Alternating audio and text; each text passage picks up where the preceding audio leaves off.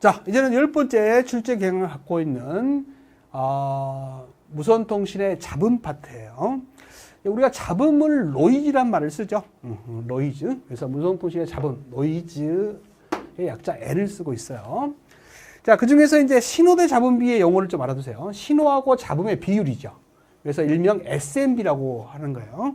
SMB는 이렇게 쓰고 있지만 정확히 쓰면 N분의 S하고 같은 거죠. 정확하게 외우셔야 돼요. 이 S는 신호 전력이에요. 신호 전력. 이 N은 잡음 전력이에요. 그래서 잡음 전력분의 신호 전력이니까 잡음은 적은 게 좋고 신호는 큰 게 좋잖아요. 그래서 이 값은 클수록 좋다는 거 절대적으로 잊으면 안 됩니다. 그 다음에 dB로 구하라 그러면 전력은 dB 구할 때는 10로그를 취하죠. 그래서 전력이기 때문에 10로그를 취해서 SMB를 구하는 겁니다. 만약에 주어진 조건이 전력이 아니고 전압이나 전류를 줬다. 신호 전류나 전압을 줬다. 이렇게 했을 때는 20로그를 취해야 됩니다. 그러니까 전압과 전류는 20로그, 전력은 10로그예요. 그래서 기본적으로 아무 말이 없으면 신호 대 잡음비는 전력비로 구하는 거예요. 그래서 10로그를 취한다라는 거 잊지 마시고 이걸 구했을 때 60dB 이상이 나오면요. 거의 무잡음 상태라고 보시면 돼요. 이게 신호와 잡음의 비율이 60dB가 넘는 순간 거의 잡음이 없다라고 가정한다는 거예요. 통신에서는. 무잡음 상태라고 한다는 거죠. 근데 만약에 이게 0이 나오면요. 신호 전력과 잡음 전력이 같다는 소리예요. 우리가 10로그 SMB를 했는데 이게 같으면 이게 1이잖아요. 로그 1은 0이거든요. 그래서 0dB가 나온다는 것은 신호와 잡음의 크기가 같다는 소리예요. 통신이 불능 상태죠. 통신이 안 되는 상태예요. 그래서 0dB는 통화 불능 상태라는 것도 좀 알아두세요. 우리가 기본적으로 0이다 그러면 잡음이 없다 이렇게 생각할 수도 있잖아요. 그게 아니라 잡음과 신호의 크기가 같다는 뜻이에요. 그래서 0dB라는 것은 신호와 잡음이 같아서 통화가 불능 상태다. 이렇게 알고 계시면 됩니다. 그래서 60dB 이상이 돼야 통신에서는 무잡음 시스템이다. 이렇게 간주하는 겁니다. 자, 여기서부터 이제 시험하고 밀접한 관계가 있어요. 그래서 별표 3개짜리입니다. 잡음 지수, 노이즈 피겨라고 하죠. 그래서 이것을 NF라는 기호를 쓰고요. 줄여서 이것을 또 F라고도 씁니다. 노이즈 피겨, 잡음 지수. 잡음 지수의 정의부터 알아두세요. 잡음 지수는 이런 거예요. 어떤 시스템이 있다고 합시다. 이게 증폭기라고 가정해보죠. 입력되는 신호에 SMB가 있을 거예요. 출력되는 신호에 SMB가 있을 겁니다. 그러면 입력은 인풋의 약자 I를 쓰고요. 출력은 아웃풋의 약자 O를 쓴다고 했을 때 보통 어떤 시스템의 성능을 평가할 때는 입력분의 출력을 구하잖아요. 근데 얘는 아니에요. 노이즈 피겨는요. 출력분의 입력이에요. 정의가 틀리죠. 출력분의 입력이라는 거. 그래서 요거 꼭 알아두세요. 이게 정의식이에요. 그러면 이 시스템이 만약에 잡음이 없는 시스템이다. 그리고 증폭기다. 그러면 100배 증폭기다. 그러면 신호도 100배가 증폭이 될 거예요. 잡음도 100배가 증폭이 될 겁니다. 얘가 지능형이 가지고 이건 신호니까 키워주고 잡음이니까 줄여주면 좋겠는데 기계잖아요. 인간이 아니잖아요. 그래서 신호인지 잡음인지 모르니까 모두 다 100배씩 키워주는 거죠. 그러니까 비율로 따지는 거니까 약분이 돼서 똑같이 입력된 SMB나 출력된 SMB는 약분이 되니까 똑같죠. 여기 100배 키워주고 여기 100배 키워주면 나누면 똑같잖아요. 변화가 없어요. 그래서 이 값이 얼마예요? 1이죠. 그래서 잡음지수가 1이라는 의미를 아셔야 돼요. 잡음지수가 1이라는 것은요. 이 증폭기가 내부에서 잡음이 더해지지 않았다라는 거예요. 그래서 있는 그대로 증폭만 한 거죠. 그래서 이 시스템은 아주 좋은 시스템이에요. 잡음이 없는 무잡음 시스템이라는 뜻이에요. 그래서 노이즈 피겨가 1인 어떤 시스템이라는 것은 잡음이 없는 시스템이다. 이렇게 알아두셔야 됩니다. 근데 실제 시스템은 이 내부에 잡음이 있어요. 알파만큼의 잡음이 있습니다. 그러면 신호는 100배 키워지겠지만 잡음은 알파가 더해져서 100배가 증폭이 될 거예요. 내부 잡음이 있으니까.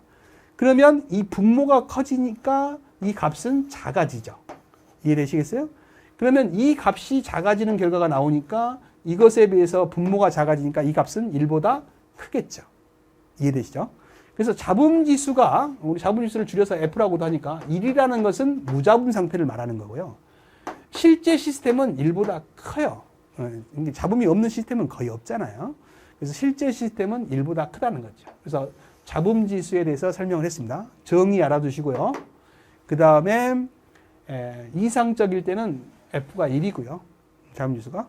실제는 1보다 크다. 알아두시기 바랍니다.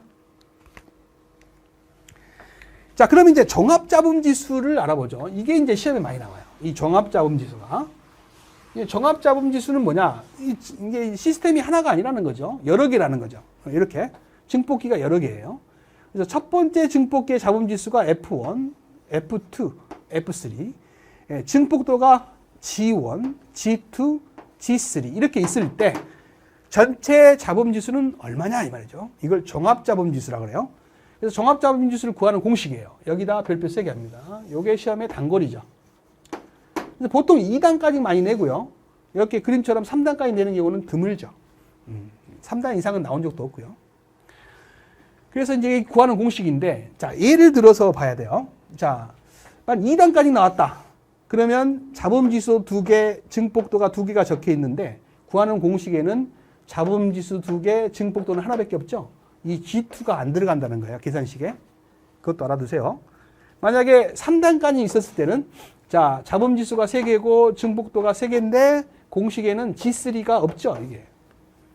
그래서 주어진 조건을 다 넣어야 된다는 생각은 버리시기 바랍니다. 공식에 없어요. 자, 예를 들어보죠. F1이 1.5다. 예를 들은 겁니다. 이거 2.0이다. F2는. 요건 3.0이다. 잡음지수는 적을수록 좋다겠어요. 아까 가장 이상적일 때가 1이고, 실제 잡음지수는 1보다 크다겠으니까, 잡음지수는 작을수록 좋은 거예요. 그래서 제일 좋은 증폭기를 앞에 단 거죠. 그 다음에 증폭도는 똑같이 100배라고 합시다. 이것도 100배, 이것도 100배, 이것도 100배. 다 증폭도는 똑같다고 생각해보자는 거죠. 그럼 종합잡음지수 계산을 한번 해볼게요. 첫 번째 F1이 1.5예요. 그 다음에 증폭도 G1이 100이고요. 두 번째 잡음지수가 얼마예요? 2.0이죠. 그러면 2-1이 되고요. 세 번째는 G1이 100이고요. G2가 100이요. 그 다음에 세 번째 잡음지수가 3.0이니까 3-1 이렇게 구하는 거예요. 그러니까 요거는 쓰이지 않는 거죠. G3는 쓰이지 않는 거예요. 자, 그러면 1.5가 되고요. 이거는 100분의 1이 돼서 0.01이 되고, 이거는 10,000분의 2가 돼서 0.0002가 되죠. 10,000분의 2니까. 그러면 구해보면 1.5102가 됩니다. 이해되시죠? 그러면 약 1.5라고 할 수 있죠. 약 1.5라고 할 수 있어요. 그럼 무슨 말이에요? 첫 번째 증폭기의 잡음지수가 전체 잡음지수와 같네요. 그렇죠? 약으로 구하니까. 무슨 말이냐면 여러 개의 다단 증폭기를 연결할 때는 제일 좋은, 성능이 좋은 증폭기를 송신단 앞에다가, 이게 송신 쪽이고 이게 수신 쪽이라면 앞쪽에다 다는 게 더 유리하다 이런 뜻이에요. 성능이 일정하면 상관이 없는데 성능이 각각 다른 증폭기다 그러면 제일 좋은 걸 송신단 쪽에다 다는 게 전체 시스템이 좋다라는 거죠. 그래서 종합 잡음지수를 구해보니까 첫 단의 증폭기의 잡음지수가 전체 잡음을 좌우하더라. 꼭 알아두세요. 만약에 2.0짜리를 맨 앞에 달았으면 전체 잡음지수는 2.0에 가까울 거다. 그런 말입니다. 그래서 첫 단의 증폭기의 잡음지수가 전체 잡음지수를 좌우하더라. 이런 문장 꼭 알아두세요. 그래서 잡음지수에 대해서 다시 한번 정리를 해봤습니다. 정의식 꼭 알아두세요. 정의식. 이걸 다시 정리하면 이렇게도 나와요. 그래서 1, 2, 3, 4에 이렇게 나올 수도 있고 이렇게 나올 수도 있으니까 정리를 잘 하시기 바랍니다. 자, 그 다음에 이제 무잡음 상태일 때는 F가 1이고요. 그 다음에 실제 증폭기는 1보다 크다는 거. 그 다음에 종합잡음지수 구하는 공식은 이렇게 된다는 거.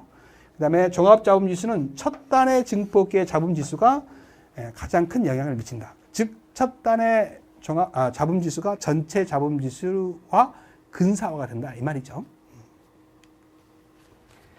자, 이제는 한계 레벨에 대해서 알아봅니다. 이 한계 레벨은 시험에 뭐 출제가 많이 되는 건 아니에요. 용어 정도만 정리를 꼭 해 주시기 바랍니다. 자, 한계 레벨에 대한 용어 정리. 자, 한계 레벨 써놨네요. 무선 수신기의 출력 단자에서 수신이 가능한 그 수신기의 입력 전압을 한계 신호라고 한다. 이렇게 했어요. 간단히 소개하면은 FM과 AM을 살펴보면 되겠어요. 자, 여기가 이제 입력 쪽의 CMB예요. C라는 것은 캐리어를 말해요. N은 노이즈를 말하고요. 그럼 출력 쪽의 SMB예요. 그러니까 입력 쪽의 CMB분의 출력적의 SMB를 나타내는 곡선입니다. AM 같은 경우는 요 점선이에요. FM 같은 경우는 요 실선입니다. 어떤 차이가 있냐면요. 입력이 이만큼 들어갔을 때는요. AM은 출력이 이만큼 나온다는 소리예요. 이만큼이 출력이 나온다는 소리예요. 근데 같은 입력이 들어갔더라도 FM은 이만큼의 출력이 나온다는 소리예요. SMB가 높다는 거죠. SMB는 큰 게 좋아요, 작은 게 좋아요? 큰 게 좋다 그랬죠? 그래서 FM이 유리하다는 거야. 한마디로 같은 입력의 크기가 들어갔을 때 출력이 더 선명하게, 더 깨끗하게 나오는 것이 FM이다. 이런 말이에요. 그래서 좋은데 문제는 뭐냐면 FM은요. 입력이 작으면, 이 9dB라고 써졌잖아요. 9dB보다 작으면 갑자기 감쇄가 커져가지고요. 안 나와요. 신호가 안 나와. 근데 AM은 작은 입력이 가더라도 미세한 출력이지만 나오잖아요. 그죠? 그 이유는 있어요. 우리 FM에는 스케일치 에러라는 게 있습니다. 스케일치 에러. FM을 배우시거나 하면 아실 거예요. 스케일치 에러라는 게 있어요. 그 스케일치 에러가 수신단에서 입력된 신호가 출력적으로 나올 때 출력된 신호가 미약하다든지 또는 잡음보다 출력되는 신호가 작다든지 그럴 때는 출력단의 증폭기죠. 저주파 증폭기의 입력을 막아버려요. 그럼 출력이 전혀 안 나가. 그러니까 불필요한 거죠. 신호보다 잡음이 큰다든가 출력되는 신호가 너무 작다든지 그러면 내보낼 의미가 없잖아요. 그래서 스케치 회로가 동작을 해가지고 저주파 증폭기 입력을 막아버립니다. 그래서 입력이 아주 미세하다든지 입력보다 잡음이 크다든지 할 때는 출력을 전혀 내지 않는 게 FM 방식이에요.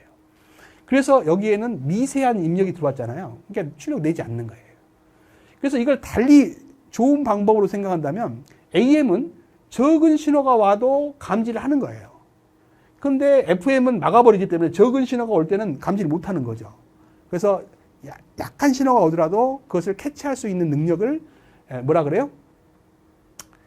여러분들 그 수신기의 양부 판정 기준 중에서 미약한 신호를 수신할 수 있는 능력을 뭐라 그래요?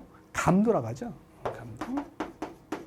그래서 감도 면에서는 AM이 좋은 거예요. 작은 신호라도 감지를 할 수 있다는 거죠. 근데 FM은 스케일체로 특성상 막아버리기 때문에 약한 신호는 우리가 감도에 약하다 이 말이에요.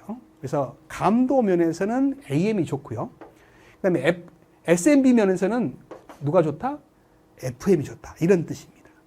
그래서 이 정도의 능력에서는 신호를 감지 못하잖아요. 이것을 한계 레벨이라고 그래요. 한계 레벨. 그래서 한계 레벨에 대한 설명을 간단히 했습니다. 그래서 여기 결론이 나와 있네요. AM과 FM의 입력 CMB와 출력 SMB의 관계를 나타내는 그래프로 감도 면에서는 AM이 FM보다는 우수하고요. SMB, 신호대 잡음비 면에서는 FM이 더 우수하다. 이런 문장을 꼭 알아두시기 바랍니다. 자, 개념 확인 문제를 풀어보죠. 자, FM 수신기에서 이득이 15dB고 잡음지수가 1.4dB고 증폭기 후단에 이득이 10dB고 잡음지수가 1.6인 2단 증폭기가 됐네요. 다단 증폭기에서 2단이네요. 그래서 요것이 이득이니까 G1이고요.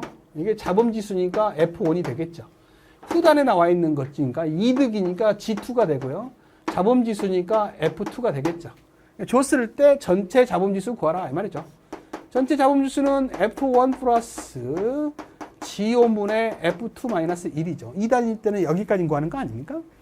그러면 F1이 얼마예요? 1.4dB고 G1이 얼마예요? 15dB고 F2가 얼마예요? 1.6이죠. 그래서 1.6 마이너스 1 이렇게 하시면 요거 계산해 보니까 1.4 이게 0.04가 나와서 44dB가 나옵니다. 답은 2번이 되겠습니다.